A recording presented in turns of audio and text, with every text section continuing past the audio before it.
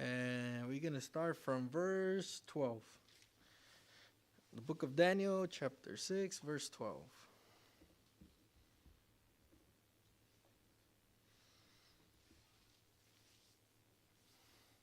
So, have you guys heard about Daniel? I'm pretty sure you guys have heard, right? So Daniel was a very important figure, like many in the Bible, and he was living in a time where um, it was very hard for the people of Israel because they were not in their country. They were taken into captivity, so they were trying to follow God's ways, but it was kind of hard for them. So Daniel tells us that he was trying to pray to God, but the king did not like that. So there are three things that we're going to talk about today. It talks about, well, first we're going to talk about strength and what kind of strength in God. So one of the things that we're going to talk is reverence, courage, and faith. Some of the things that we need to have strength in us. So right there in the book of Daniel, in chapter verse, it says, "Then they came near and spoke before the king concerning the king's decree. As thou not sign a decree that every man shall ask a petition of any god or a man within 30 days, save thee, O king, shall cast into the den of lions." The king answered and said, "The thing is true, according to the law of Medes and Persians, which alter not." So what is it saying right here? It is saying that whoever does not follow the king's decree, what's going to happen to them? They're going to throw them into the den of lions, right? We're going to continue reading. And then verse 13, "Then answered and they said before the king that Daniel, which is one of the children of the captivity of Judah, regarded not thy, O king, the decree that has signed, but he make his petition 3 times a day." Then the king went and he heard these words and was sore and displeased with himself, and set his heart on Daniel to deliver him, and he had Lavorthil going down of the sun to deliver him. Then these men assembled unto the king and said unto the king, "Know, O king, that the law of Medes and Persia, it is not decreed, now statute which the king established may be not changed." So what's going on right here? So what's going on that the king, right, he signed a law about praying, that you shouldn't pray. But as we're reading, these men that did not like Daniel, they try to trick the king in signing this decree, and are now telling the king that Daniel is not following the rules, right? Because Daniel is praying 3 times a day, and you're not supposed to do that. So these evil men, they go and they tell the king that Daniel is not following the rules, right? And when they told the king got sad because he was in a very unpleasant situation because he favored Daniel. So, but these men are telling the king, "Hey, you signed the law, so it can no longer be changed. Too bad." It says, right, the king established by maybe not change. And then let's continue reading, verse 16. "Then the king commanded, and they brought Daniel and cast him into the den of lions. Now the king spoke and said unto Daniel, Thy God who thy served, continue, he will deliver thee. And a stone was brought and laid upon the mouth of the den, and the king sealed it with his own sign, and with the sign of the Lord's, that the purpose may not be changed concerning Daniel." So what happened? They grabbed Daniel and they threw him to the den of lions. And they put a stone, and nobody can do nothing about it. And then in verse 18, "Then the king went to his place and passed the night fasting. Neither were instruments of music brought before him, and his sleep went from him. Then the king arose very early in the morning and went into the den of lions. And when he came to the den, he cried out with a lamented voice unto Daniel. And the king said unto Daniel, O Daniel, servant of thy living God, is thy God who thou serve continuously able to deliver thee from the lions? Then Daniel said unto the king, O king, live forever. May God have sent his angel and has shut the mouths of the lions, and that they may have not hurt me.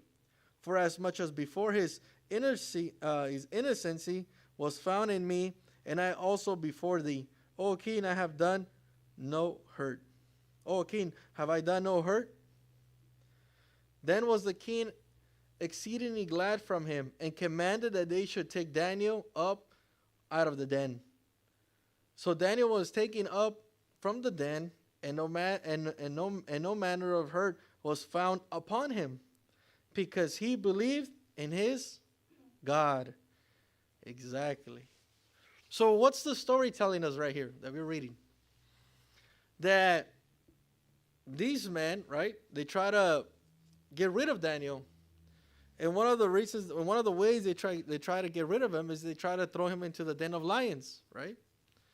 So, but what happened? That because the law that the king signed cannot be changed, they had no choice but to throw him to the den of lions. How many of you guys have seen a lion in person? No? Have you guys ever seen a lion in a zoo? No?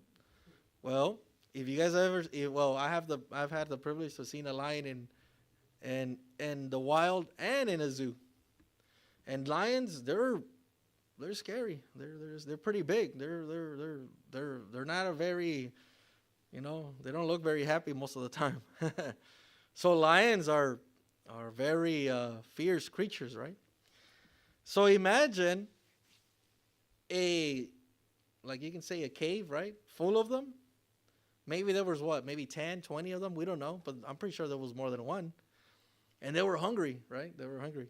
So it didn't matter if animals or even people, right? But they were trying to use it as a punishment. So they were throwing people in there. You can imagine how the lions, they eat those people. They kill them, right? So it was not a very pleasant death, right? It was very, very evil. So these men were trying to scare Daniel into not praying, right? So after the king signed the law, they went and they told the king that Daniel was praying. So they were about like, well, we're going to throw him to the den of lions. And they throw him to the den of lions. And as we're reading, it looked like the king was not very happy, right? It looks like he was very sad. But he couldn't do nothing about it because he signed in law that punishment or that law needed to be passed, because that was the way it was back then. It said it was a law of the Persians. So what happened? So they took Daniel and they threw him in there. But the next day, the king ran, right? He said that he went to check up on Daniel. And he called out on Daniel and he told him, does your God save you? Because the king knew that Daniel was a man of God. That Daniel did not believe in the God of the Persians or of the gods of the king. So the king must have been trying to figure out if the God of Daniel was powerful to save him. But we know that in the next day he goes and he calls out for Daniel, and Daniel calls out to him. He says that an angel came and what? And shut the mouth of the lions. So that means that the lions could do nothing to him. So what's one of the things that we're trying to learn? Right? Does it take a lot of courage to be next to lions? Right? Will you ever be next to a lion? No, not me. I will never be. No. Why? Because they're more powerful than you, right? They're stronger. They're faster. So it takes a lot of courage, right? Like so, if you guys ever go to a zoo, well, they have the lions right there, right, in the little den or where people can see them. But there's always a wall, right? There's a wall or something that protects you from what? From the lions, because so the lions don't get too close to you. But would you ever go inside of the lions when there's no wall? I wouldn't. No. But some people need to do that, right? Some people need to go there and get close to the lions to feed them, right? Because the lions have to eat. They need to feed them. So the person that feeds the lions, he must have a lot of courage, right? It takes a lot of courage to be close to those animals every day. Maybe the lions know him already. Maybe they know the person that feeds them. But at least for me, if I was the one feeding them, in the back of my mind, I'll be like, these animals can kill you at any instant, right? They're not like dogs. They're not like cats. They're wild animals. And because they're wild animals, they're unpredictable. So you got to respect them, right? You got to have some sort of respect for those animals, and you cannot be too careful with them. At least that's how I will be. But reading with Daniel was that, there was no such thing for that. For those lions were not, as you can see, they were not zoo lions. They were lions that were wild. But whatever the case, because Daniel believed in God, God saved them, right? Did Daniel feel fear? We know that Daniel prayed, 3 times a day. His faith was very strong. But and when I'm talking about strength, I'm not talking about physical strength, like, how many push-ups can you do? I'm talking about strength like courage, Is it, how many of you guys find it hard to talk in front of people, right? Or in school? Do you guys, how many of you guys been in an assembly? Many of you guys, right? School assembly, when there's a lot of kids. And if the principal tells who wants to stand up and demonstrate something, why doesn't everybody volunteer? Because everybody's scared, right? Because everybody's scared that everybody's going to see them. So not everybody volunteers. Oh, do you guys volunteer? No, right? Who here will volunteer right away when there was an assembly? If the teacher goes, who wants to volunteer and get up stage? Everybody will, no, nobody wants to go. And then if the teacher finds nobody, what do? You. They pick you, right? Because mostly, at least I remember when I was a kid, nobody raised their hand. Everybody was like, no, I'm not going to go up there. It's embarrassing. So the teacher ended up, pointing the finger, right? You have to go. You're like, no, why? Like, well, too bad. And then you have to go there, right? So everybody will hide, especially the girls. They were always hiding. They're like, they don't want to go up there. But once in a while, you find a kid that was always the first one, right? I'm like, I don't know. I remember there was this kid when I was in I think I was in 1st or 2nd grade, and he always used to raise his hand, and I'm like, wow, this kid had a lot of courage because everybody was scared. I don't want to go up there, but that takes a lot of courage, right? Courage, right? So, is that kid physically strong? Not really. Maybe 7 years old, maybe 6 years old, 8, but because he's able to go up there in front of a lot of people, he has a lot of courage, right? So that's a form of strength, because not everybody wants to do it, right? So that's one way to look at it. So Daniel, not wanting to, offend God, not wanting to not please God, he had enough reverence to God, enough respect that he's like, yes, I know that it's dangerous to be with the lions. I know that if I pray, they're going to end up sending me to the lions or the punishment of the king. But that fear was not as strong as the reverence that he had for God, because he knew that God's reverence was stronger. God's love was stronger, you can say, more than the lions. And that's something that the king and the evil man did not understand. They didn't understand how much of a reverence and how much of faith Daniel had with God. They didn't understand that. Not until they threw him to the lions. They realized that, like, you know what? Maybe we did a mistake. Maybe Daniel is not the person that we thought he was. Daniel is not like one of us. Daniel actually, his faith with God is so big and so large that nothing can scare him, not even the lions. But what happened? They realized that when it was too late, when they threw him to the cave. So let's continue reading. And on verse 24, and the king commanded that they brought those men, those evil men, which had accused Daniel, and they cast them into the den of lions, them, their children, and their wives. And the lions had their and the lions had the mastery of them, and break all their bones in pieces, wherever they came out of the bottom of the den. The king of Darius wrote unto all the people of the nations and language that dwelt in all the earth, peace by multiply unto you. I make a decree, he said, that in every domain of my kingdom men tremble and fear before the God of Daniel. For he is the living God and steadfast forever in the kingdom that which shall not be destroyed, and his dominion shall be even unto the end. He delivered and rescued, and he worked signs of wonders in the heaven and in earth, who had delivered Daniel from the power of the lions. So this Daniel prospered in the reign of Darius and the reign of Cyrus the Persian.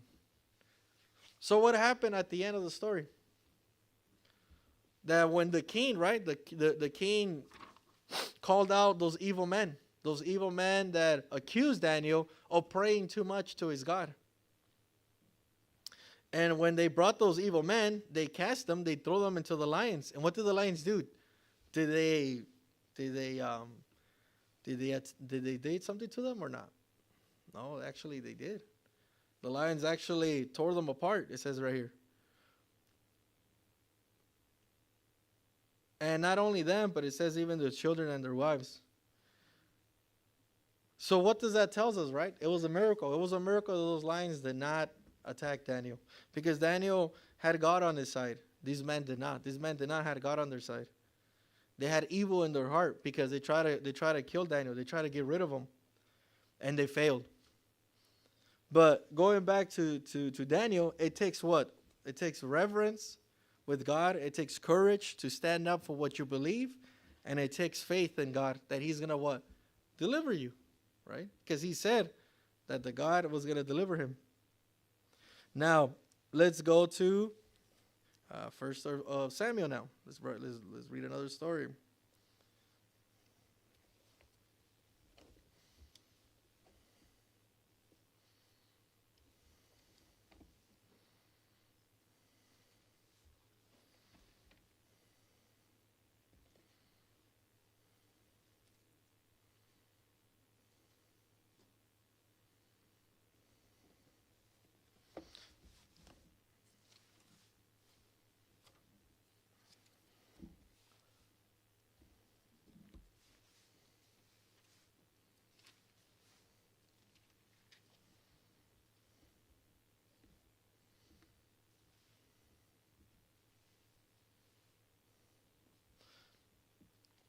Let's read in verse 3.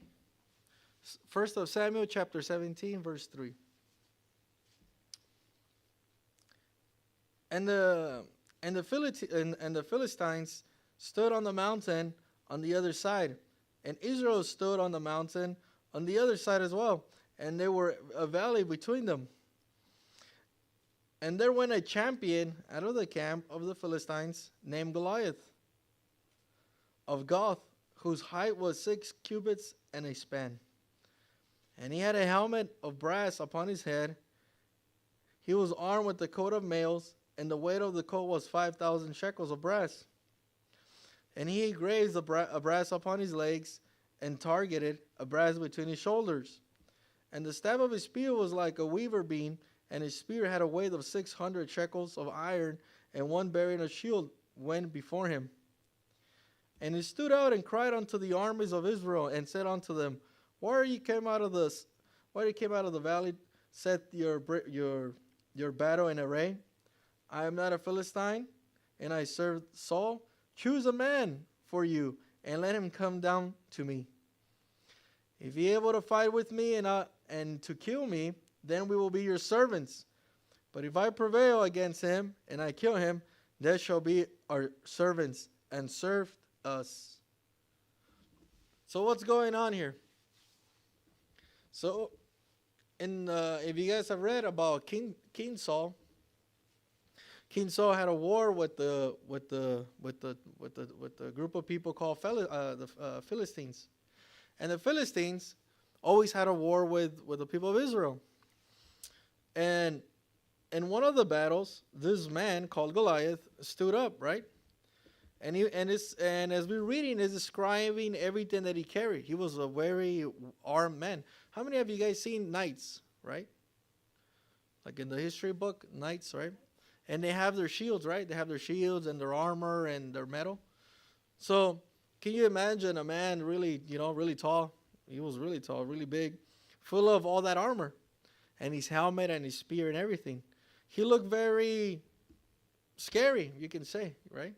He looked very, very dominant. And when he stood up there, he was provoking, you can say. He was he was telling them a challenge to the people of Israel. He was challenging them to what? To fight. So he told them, right? He told the army, if you guys get a warrior from you guys' clan and can come and fight against me, but if I beat him, right, 1-on-1, then he's going to be, then all of you guys are going to be our servants. But if he kills me, if he kills Goliath, then we all be his servants. So he's doing a challenge, right? It's like I'm challenging somebody to fight.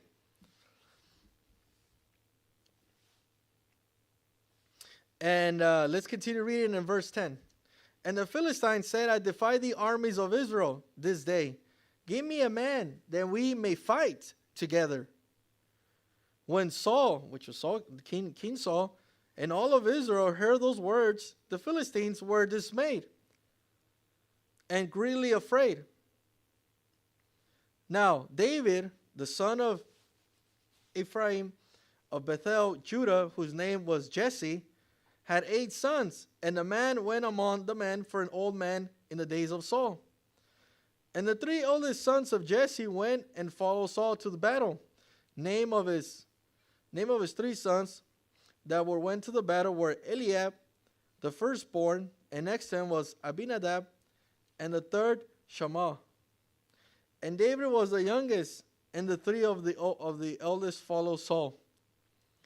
But David went and returned from Saul to feed his father's sheep in Bethlehem. And the Philistines drew near morning and evening and presented himself 40 days.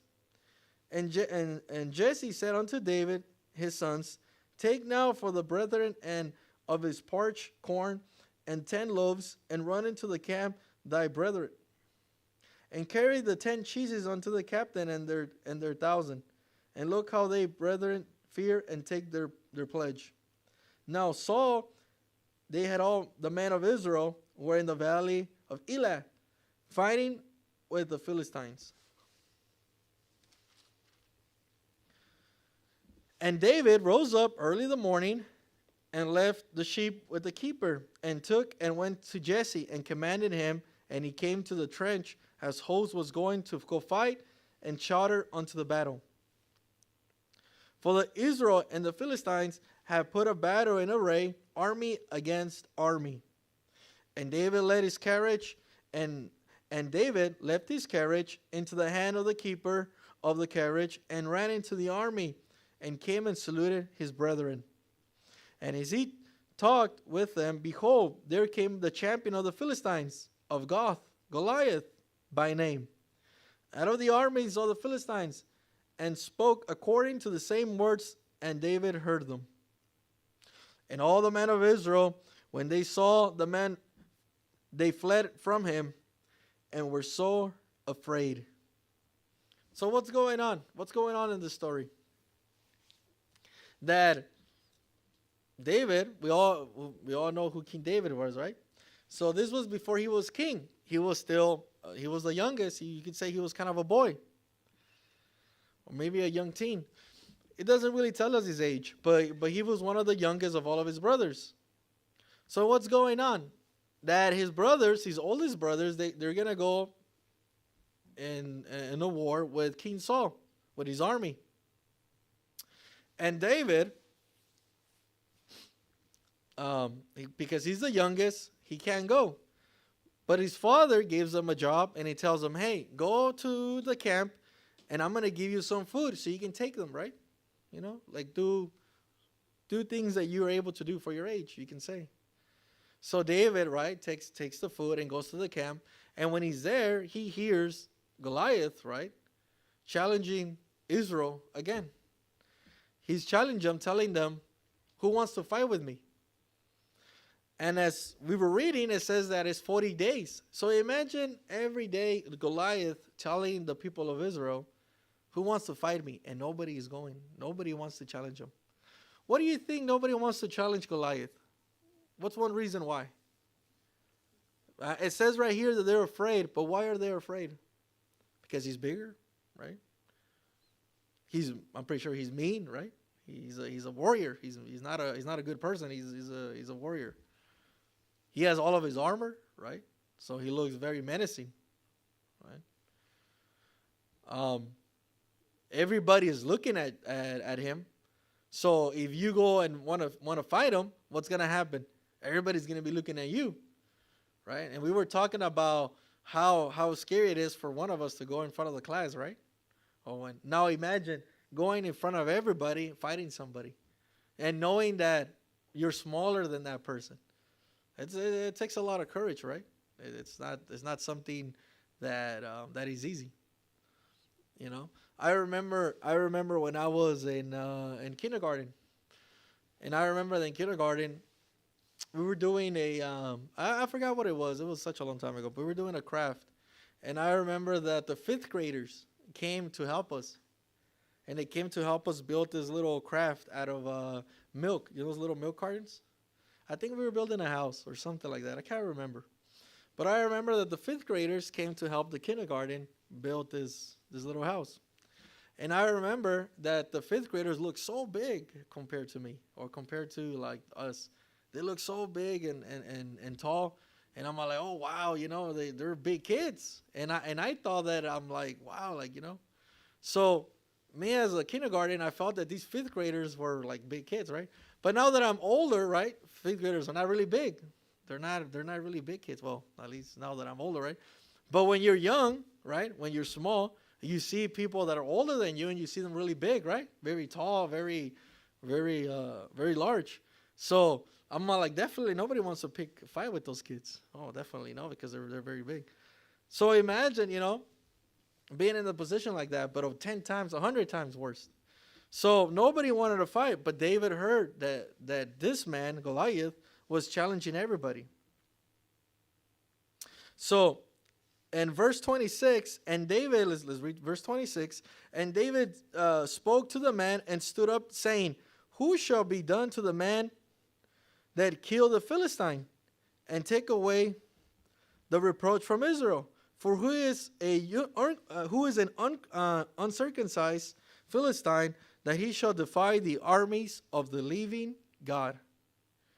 And the people answered him after after this manner, saying, "So shall it be done to the man that killed Goliath." So what's going on? David is getting upset. He's getting upset because nobody wants to challenge him. And he's asking, what's going to happen to the man that challenges him? Now let's read verse 32. And David said to Saul, "Let no man's heart fail because of him. Thy servant will go and fight with this Philistine." And Saul said to David, "Thou art not be able to go against this Philistine to fight with them, for the art of youth and the man of war from his youth." And David said unto Saul, "Thy servant kept his father's sheep, and there came a lion and a bear, and took a lamb out of the flock.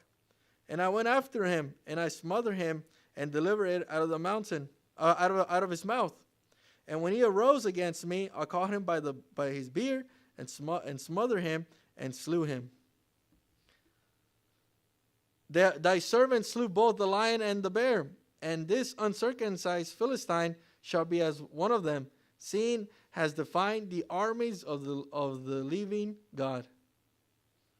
David said, moreover, the Lord that delivered me out of the paws of the lions and out of the paws of the bear, he will deliver me out of the hand of the Philistines. And Saul said unto David, go, and the Lord be with thee. So let's stop right there. So what's going on in this story that we're reading? That David has a lot of faith. And who? In God, that he's going to deliver him. But he also has courage. Why? Because it's not the first time he has encountered a situation that has been difficult. What was David explaining right now to King Saul? He was saying that what? That he has faced lions and bears, right? And he has delivered them from his sheep from the lions and bears. How many of you guys want to fight a bear? I don't want to fight a bear. No. Bears are big too, right? Have you guys seen bears? They're How about lions? No, I don't want to fight a lion either. But David faced those challenges. And he was able to succeed, right? He also was saying that this Philistine, which is Goliath, it's just like another obstacle that we have to go. That God will deliver him because he challenged the living God of Israel. He says right here that he challenged the armies of God. So what can we learn from this story that we've been reading from David? That, in life we face many challenges, right? A lot of things. And it may not be animals, it may not be bears and lions in our life, but there are things in life that we're going to end up challenging, Bullies, right? How many of you guys have dealt with bullies? I've dealt with bullies. Especially a lot of us that were in school, right? And it's funny, but at the same time it's very sad because a lot of the people that I've talked to now that they're older, they're like my age or even older, a lot of them have had scars in their lives because of bullies. Things happened to them when they were kids, when they were young. And now as they become older, they act or they're very distrustful or they're always very angry or they're always because they had a lot of pain growing up, a lot of challenges. How much courage does it take to face a bully? A lot, right? Oh, a bully, right? It takes a lot of courage, right? To stand your ground against them. So when you're growing up, that's a big challenge. And after you grow up and you become a bigger person, you're like, you know what? I can take care of myself. Well, guess what? Now you got to face other challenges, other bullies. And not maybe bullies like people, but it can be bullies in life, things and situations that happens. But if you have God on your side, you'll be able to overcome them. So David, as we're reading, he was smaller than Goliath, right? He was not as, maybe he wasn't as strong. He wasn't as strong. He wasn't as older. He didn't have the armor, right? According to Saul, he didn't have the armor. He wasn't a warrior. Unlike Goliath, it says he's been a warrior since his youth, since he was young. But David had what? David didn't have the physical weapons, you can say, right? He didn't have the height. He didn't have the strength, maybe. He didn't have the armor. He didn't have the skill as a warrior. But he had what? He had other strength. Like what? Like courage. He had faith, of course, faith in God. And he has what? He has reverence with God too as well. He wasn't relying on his strength. He wasn't relying because I'm really good at it. No, he was relying that God was going to deliver Goliath to his hands by what? By faith. So he took out what? So he took out his sling and he went in to challenge the giant. So that's one thing we can take. Now, let's read one last story over here in Matthew.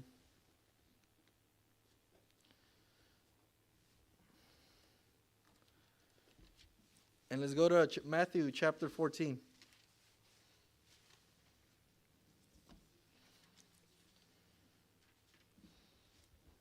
And we're going to read verse 22.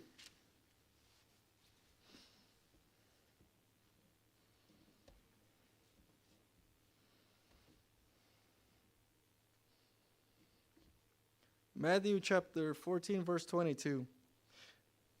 And straightway Jesus constrained his disciples to get into a ship, and before him unto the other side, while he sent the multitudes away. And when he had sent the multitudes away, he went up in the mountains apart to pray. And when the evening was come, he was there alone.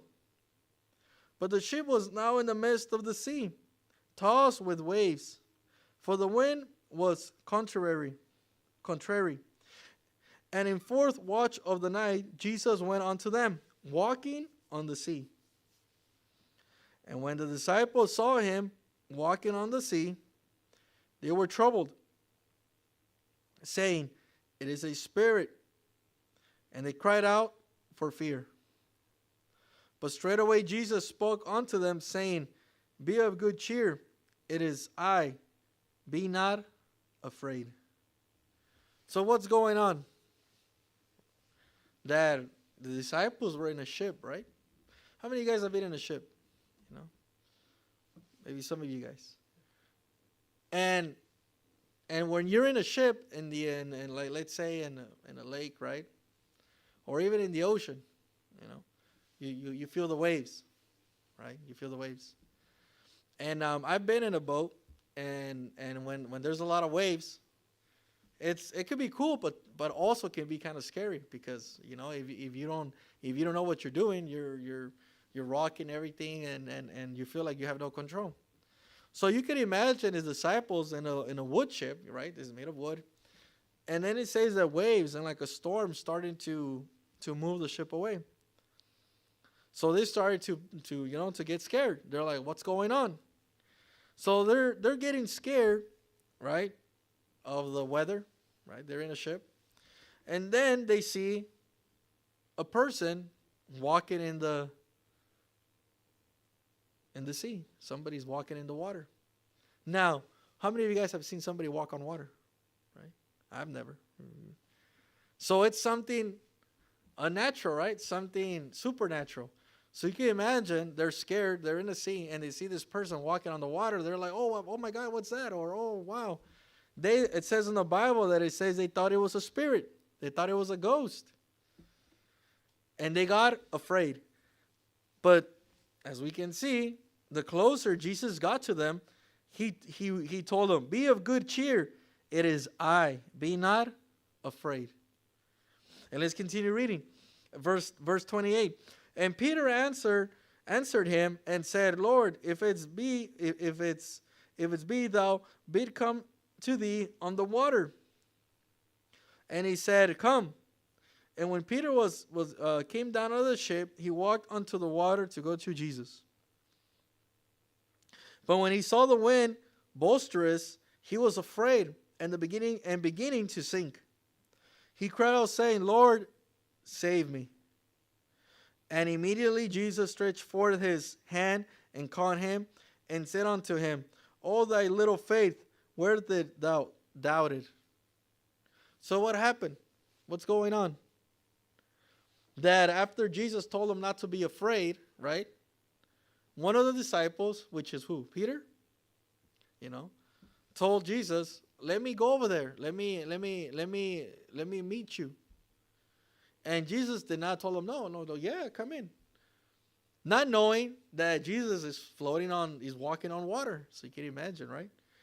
And Peter, it says verse 29, and when Peter came down of the ship, he walked on water to go to Jesus. So what's going on with Peter? He's walking on water. So can you imagine, right? It's a storm. You're in the middle of the water, and then you start walking in water. So you start feeling like, wow, what's going on? This is crazy. But then verse 30, he says, but when he saw the wind boisterous, which is very strong, very violently, he was afraid. So Peter started to get afraid, and he began to sink and cry out, saying, Lord, save me. So what happened to him? He started to what? To sink. And immediately Jesus stretched forth his what? His hand and caught him, and said unto him, O thy little faith, where thy doubted? And when they come into the ship, the wind ceased. So what's going on? That after Jesus saved Peter, he brought him into the ship, the storm, the wind ceased. It no longer started to what? To move them around. So what can we learn from this story? What can we learn from this? That Peter, one of the things that he had was reverence. He had reverence to Jesus, because he called out saying, if it's you, Lord, let me walk over there. So he knew who Jesus was. He had respect for him. Reverence means a deep respect for someone or something, but we know that it was Jesus. It was someone. You can say he had faith because he started walking, right? He started walking on the water, so he had faith. And courage, because it takes what? It takes somebody a lot of courage to get off of the ship and be like, yeah, I'm going to walk on water like it's the normal thing. No, it's not a normal thing. So it took a lot of courage for him to do that. But what happened? He started to what? To sink. Why did he start to sink? Because he started losing his what? His faith. He started losing his what? His courage. And he started losing his reverence to Jesus. Why? Because he stopped looking at him and he started looking more at what? At the wind, at the waves, at the water. So when you start losing your faith, your courage, and your reverence, you start what? You start sinking. And that's what Peter happened. He started sinking into the water. But the good thing that Jesus was there and he was able to catch him and save him and pull him out. And not only did he pull him out, but he took him back into the ship, and the wind ceased. So what can we learn? That even if we think we can do something, even if we have the courage and the faith to do this, and you can say we have reverence to be able to be like, yes, I can do this in God's name. But if we start losing faith, we start losing sight of why are we doing it, and we start focusing on the things that are from this world, you can end up sinking. How many of us want to do something for God, right? A lot of us, right? We all want to do something, either play instrument, sing, preach, something, right? And you're like, yes, I want to do it because I have reverence to Jesus and I have courage that I can do it and I have faith. But if you go right and you start singing. Right? I'm going to sing for Jesus, so I'm going to go sing. This is a perfect example. And I have faith that I could sing good. Okay. You have courage? Yeah, because you're standing up in front of people, right? It takes a lot to sing in front of people. And then you have reverence because you're going to do it for Jesus. You have reverence for him. But then you try to sing, and then your throat starts to close, or you start to get super nervous, right? So what's going on? You're starting to lose some of those attributes. But you have to what? You have to really think about, take a moment or a second and realize who are you doing it for, and ask God for what? For extra strength so he can give you the courage to continue singing, right? How many of you guys, usually all these things, it's funny because a lot of things happen in school, but how many of you guys thought that you guys were good at something and then at the end you guys failed, right? I remember we were in PE class and they were taking people who wanted to join teams for basketball. I never liked basketball. I was never really a fan of it. But I remember that in my class there were kids that really loved basketball and they were really good at it. So I remember that the captains were choosing people to play. And I'm all like, oh, they got this guy, they got that guy. I'm all like, oh, that's a really cool team, right?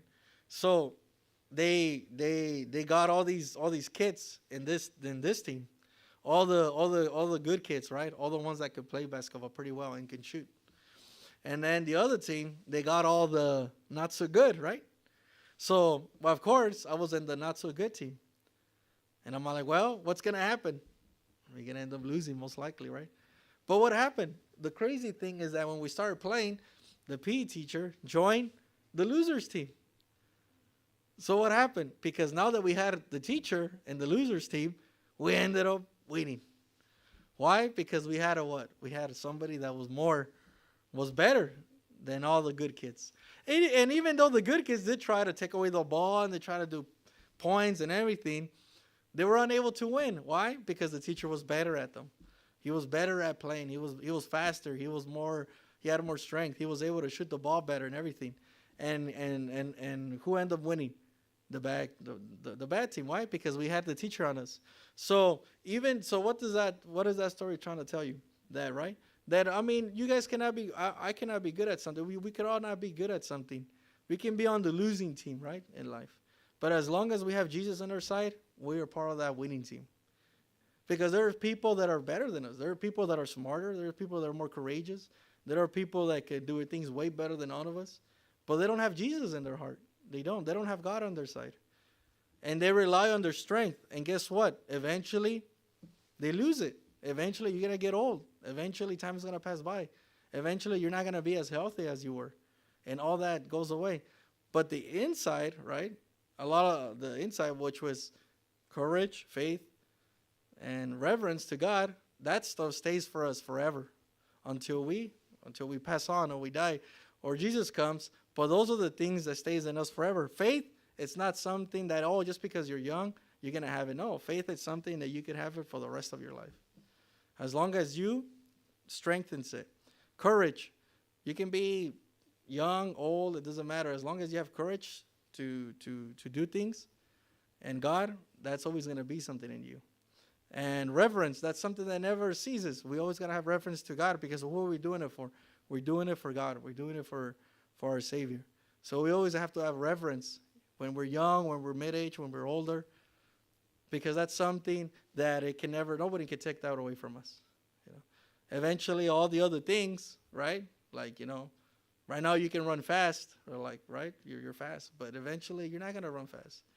Right now, you have a lot of strength, but eventually you're not going to have that strength. But those things are going to stay inside. So just like Peter, right? Peter had all the checks when he got out of the boat the first time. But then when he started walking, he started falling down. He lost everything. But then Jesus was there to save him and pick him up. And then they got back into the ship, and everything, all the storm ceased. It says, and when they came into the ship, the wind ceased. Then in verse 33, then they were in the ship and came and worshipped him, saying, "O truth, thou art is the Son of God." Amen. So let's continue keeping that in ourselves, right? Let's continue having the courage and faith that we all need every day. Amen. Amen. So let's stand up and pray. Dear Lord, I pray, Lord, that you give us courage and faith in you, Lord. That you give us that reverence that we need for you, Lord. That wherever we do, wherever we go, that we have faith, Lord. That you give us the courage to do the things that we know that we lack in, the things that we know we can't do. Those things that, Lord, that we know that we need help on. I pray, Lord, that you give each one of us more of that. Because without you, Lord, we can't do nothing. Without you, we don't have the faith. We don't have the courage. We can't have that sort of special bonding that we need for you, Lord. So I pray, Lord, that you give us the strength every day so we don't fall down like Peter in the water, Lord.